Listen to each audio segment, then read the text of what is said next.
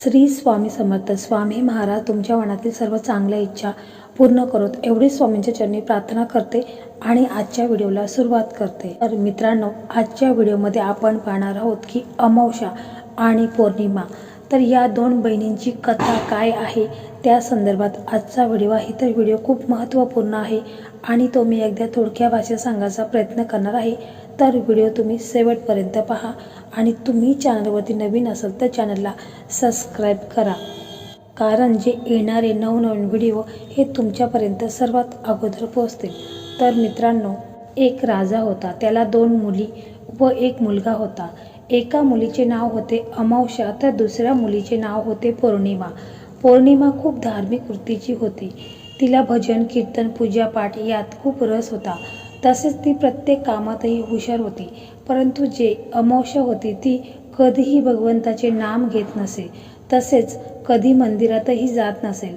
वडिलांच्या प्रत्येक कामात तिचा पाठिंबा राहत असे, परंतु वाईट कार्यासाठी पौर्णिमेचा विरोध राहत असे. आपल्या विरोधात कोणीही बोलत नाही आणि पौर्णिमा आपल्याला विरोध करते या गोष्टीचा राजाला खूप अपमान वाटत असे. म्हणून राजा फक्त अमावस्येचाच लाड करीत असे आणि तिचे सर्व हट्ट पुरवित असे. पौर्णिमेला अमावस्येचे पूर्वीचे जुने कपडे घालायला द्यायचा. काही दिवसात राजाच्या मुलीचं लग्न झाले. घरात नववधू आली. अमावस्या तिलाही नेहमी घालून पाडून बोलत असे आणि सारखी दमदाटी करीत असे. परंतु पौर्णिमा आपल्या वहिनीला घरकामात मदत करीत असे, देवांच्या गोष्टी गाणी सांगत असे, वहिनीला घेऊन मंदिरात जात असे. म्हणून पौर्णिमा वहिनीची तसेच भावाचीही लाडकी झाली. एकदा राजाला राणीने सांगितले की राजन, आता आपल्याला आपल्या मुलीवर वर झाले आहेत, तेव्हा त्यांच्यासाठी स्थळे शोधावी लागणार आहेत. पौर्णिमेला तिला देवांच्या मंदिरात जाणे, भजन कीर्तन करणे, पूजापाठ करणे फार आवडत असत. तिला एखादा गरीब घरातच घ्या, कारण खूप श्रीमंत लोकांच्या घरी दिले तरीही तिचे भिकारी चाले काही सोडणार नाही आणि आपलेच बदनामी होईल. त्याशिवाय ते गरिबांच्या घरी बरोबर जमून घेईल.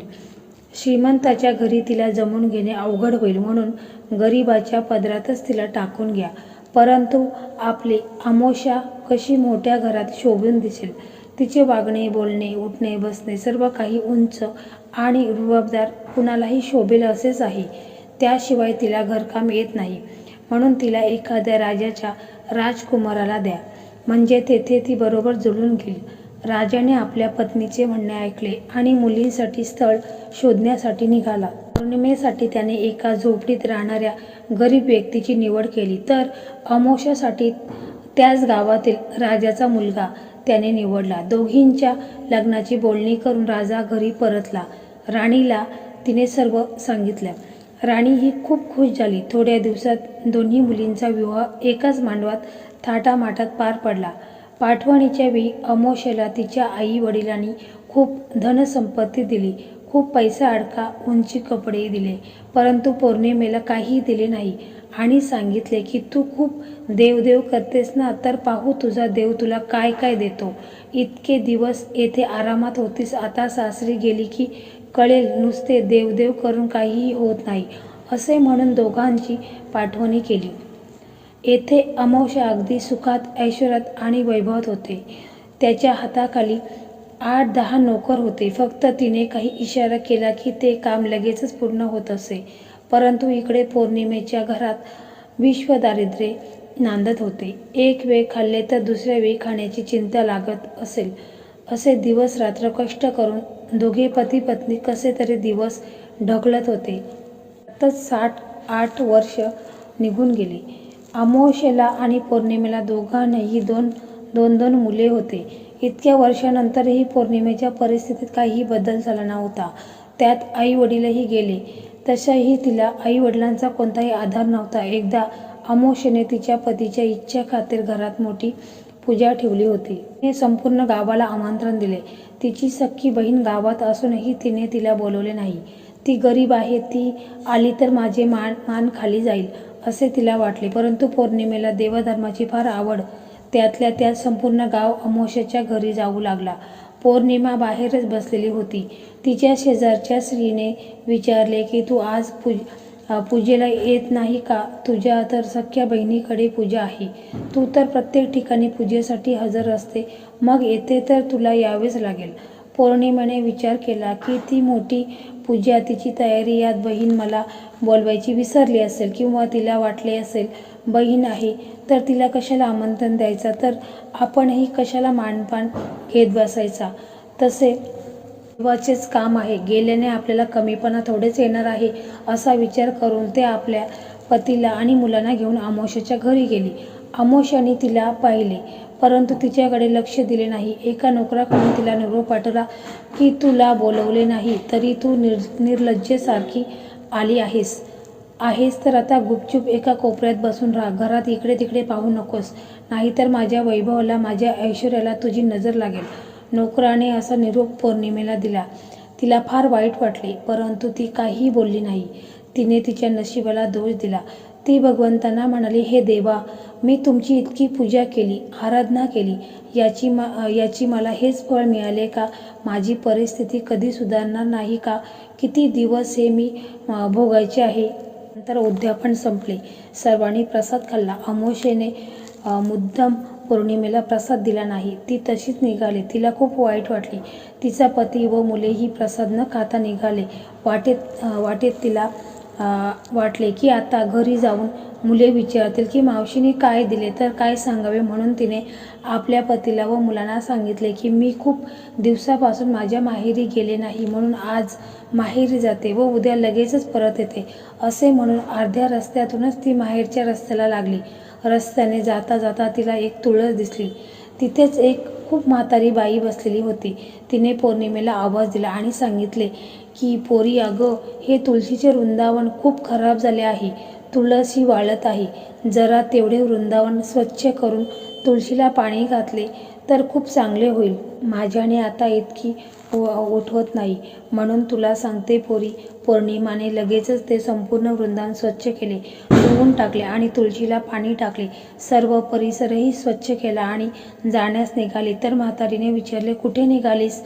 ते म्हणाली, मी माहेरी जात आहे, उद्या लगेचच परत येईल. म्हातारीने पौर्णिमेला सांगितले की ज्यावेळी परत जाशील त्यावेळी मला भेटून जा. पौर्णिमा हो म्हणाली आणि पुढे निघाली तर तिला एक महादेवाचं मंदिर दिसलं. तेथे खूप वृद्ध म्हातारा बसलेला होता. त्या म्हाताऱ्याची दाढी मिशी वाढलेल्या होत्या, धोतर फाटले होते. काठीचा आधार घेऊन तो म्हातारा चालण्याचा प्रयत्न करीत होता. जरा मला हे मंदिर जायला मदत करशील का? आणि मला आंघोळ करायची आहे तर 2 बादल्या पाणी आणून दे. कामाची सवय होती. तिने पटकीन झाडू हातात घेतला आणि संपूर्ण मंदिर झाडून पुसून लख्ख केले. त्यानंतर विहिरीतून 2 बादल्या पाणी काढून आणले. बाबांना छान आंघोळ घातली. मग मंदिरात गेली. देवाधिदेव महादेवांनाही स्नान घातले. तेव्हा ते देव महादेवांची पूजन केले आणि जाण्यास निघाली तर ते बाबा तिला म्हणाले, पोरी, जेव्हा परत येशील त्यावेळी मला भेटून जा. तिने हो म्हटले आणि पुढे निघाली तर पुढे तिला एक कालिका देवीचे मंदिर लागले. तेथेही एक स्त्री बसलेली होती. तिने तिला सांगितले की झाडावरील ही फळे तोडण्यासाठी माझी मदत कर. पौर्णिमा तेथे गेली. झाडावरची सर्व फळे तोडली. खाली पडलेला पालापाचोळा झाडून स्वच्छ केला आणि संपूर्ण परिसर स्वच्छ केले आणि जाण्यास निघाली तर ती स्त्री तिला म्हणाली, तू जेव्हा कधी परत येशील तेव्हा मला भेटून जा. पौर्णिमेने तिलाही हो सांगितले आणि निघाली. पुढे एक नदी आडवी आली. नदीच्या पलीकडे तिचे माहेर होते. आता काय करावे असा विचार करीत असताना तिला तिथे एक म्हातारी दिसली. ते शांतपणे तिथे बसलेली होती. ती दुसरी कोणी नव्हती, साक्षात गंगा होती. म्हातारीकडे गेली आणि तिला विचारले, आजी, तुम्ही इथे अशा का बसल्या आहात? तर म्हातारीने सांगितले, मला नदीकडे बघून खूप वाईट वाटत आहे.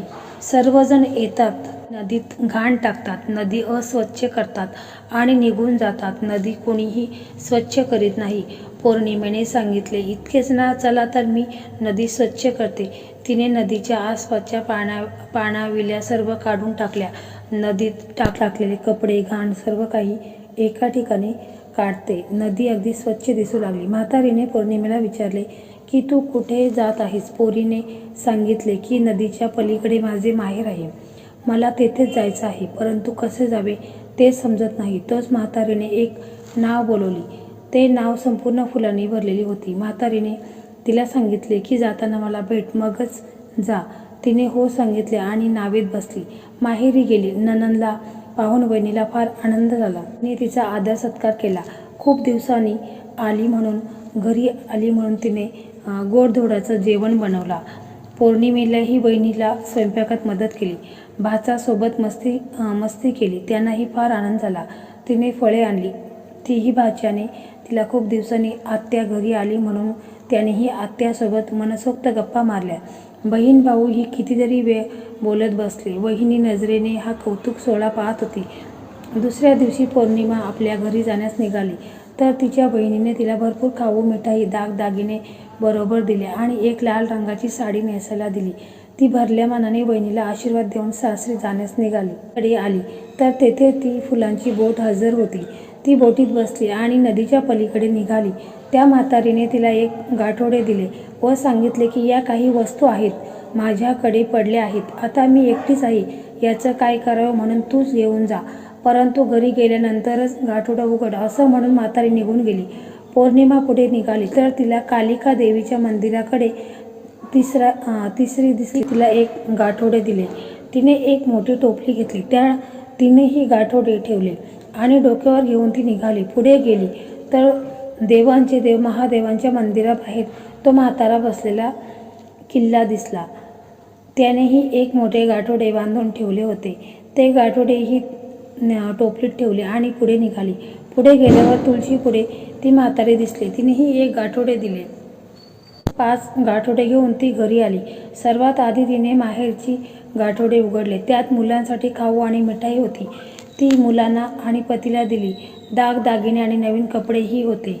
आता तिने नदीवर असलेल्या आजीबाईने दिलेले गाठोडे उघडले तर त्यात सर्व उंची वस्त्रे होती. सुंदर सुंदर साड्या होत्या. मोती, पवळे आणि रत्ने होती. ते खूप खुश झाले. आता तिने दुसरे गाठोडे उघडले जे कालिका देवीने तिला दिले होते. त्यात सर्व सौभाग्याचे अलंकार होते. सुका मेवा होता. आता तिने तिसरे गाठोडे उघडले जे साक्षात देवाधिदेव महादेवाने दिले होते. त्या गाठोड्यात खूप धनसंपत्ती, पैसा अडका तर होता, त्याशिवाय आनंद, सुख व समाधानही होते. ती गाठोडे उघडताच सर्वांचे हृदय भरून आले. सर्वांच्या चेहऱ्यावर ते सुख आणि समाधान पसरले. आता तिने तुळस मातेने दिलेले गाठोडे उघडले तर त्यात धान्याच्या राशी होत्या ज्या संपतच नव्हत्या. अशा प्रकारे तिच्या घरात खूप संपत्ती, पैसा अडका, अन्नधान्य आले. त्यांची परिस्थिती सुधारली. त्यांच्या घरातील धन वाढतच चालले होते. ते संपतच नव्हते. तिनेही एकदा विचार केला की भगवंतांनी मला इतके धन दिले, इतके काही दिले, मी इतरांच्या घरी पूजेसाठी तर नेहमीच जाते, आपल्याही घरी पूजा करावी, यासाठी तिने खूप मोठ्या प्रमाणावर पूजेचे आयोजन केले. बहिणीला आणि भावालाही बोलवले.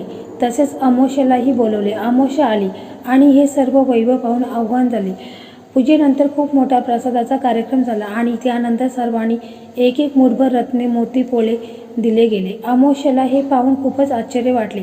तिने पौर्णिमेला सांगितले की हे सर्व काय आहे, तू इतके पण कुठून मिळवले? आजपर्यंत कोणीही दक्षिणा कोणाला दिली नाही आणि आज तो प्रसाद भेट म्हणून सर्वांना दिले आहेस. त्यावेळी तिने सर्व हकीकत बहिणीला सांगितली. अमावास्येने प्रसाद न घेता तिथून निघाली. विचार केला की मीही उद्या लगेचच जाऊन अशी सर्व धनसंपत्ती घेऊन येईल. दुसऱ्या दिवशी ती माहेरी जाण्यास निघाली तर रस्त्यात तिला तुळशीजवळ एक म्हातारी दिसली.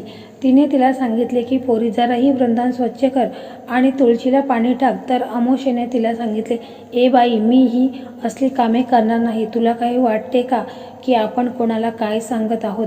माझे कपडे खराब होतील, मला वेळही नाही, चल जा, तूच कर, असे म्हणून ती पुढे निघाली. पुढे तिला देवाधिदेव महादेवांच्या मंदिराबाहेर एक वृद्ध म्हातारा दिसला. त्यानेही तिला मंदिर परिसर झाडायला सांगितले तर तेथेही तिने तसेच उलटसुलट उत्तर दिले आणि सांगितले की तुम्हाला बसल्या बसल्या काय काम आहे तेवढे तर करा, आणि तेथून पुढे निघाली. कालिका देवीच्या मंदिरातही तसेच झाले आणि नदीकडेही तसेच झाले. आता तिला नदीच्या पलीकडे जायचे होते तर तिने म्हातारीला नाव आणायला सांगितले. म्हातारीने नाव बोलवली परंतु त्यात सर्व काटे कुठे भरलेले होते. त्याचीच ते एका बाजूला बसली. तिच्या पायात काटा टोचला. तिचा पाय रक्तबंबाळ झाला. तशीच ती लंगडत लंगडत माहेरी गेली. तिच्या बहिणीने तिला पाहिले तर तिला खूप राग आला. हिचे आई वडील होते तोपर्यंत आपल्यावर खूप रुबाब केला हिने. आता हिचे काहीही ऐकायचं नाही असे म्हणून तिने त्यांच्याकडे लक्ष दिले नाही. नणंद आली म्हणून तिने काही नवीन केलं नाही. घरात रोजचा स्वयंपाक केला. तो अमावास्येने गुपचूप खाल्ला. रात्र कशीबशी काढली आणि दुसऱ्या दिवशी घरी जाण्यास निघाली. भाऊ व भाचेही अमावास्येच्या येण्याचा आनंद नव्हता. तिने बहिणीला सांगितले, मी इतक्या दिवसांनी आले आहे, घरी परत जात आहे, काहीतरी दे ना.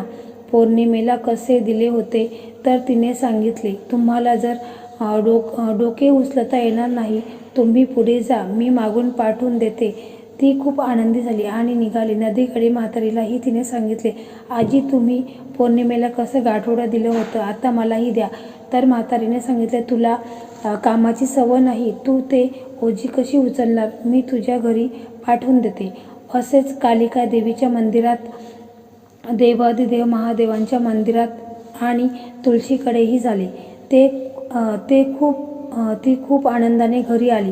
तोपर्यंत तिचे नौकर 5 गाठोडे घेऊन आले होते. तिने सर्वात आधी माहेरचे गाठोडे उघडले तर त्यात माती होती.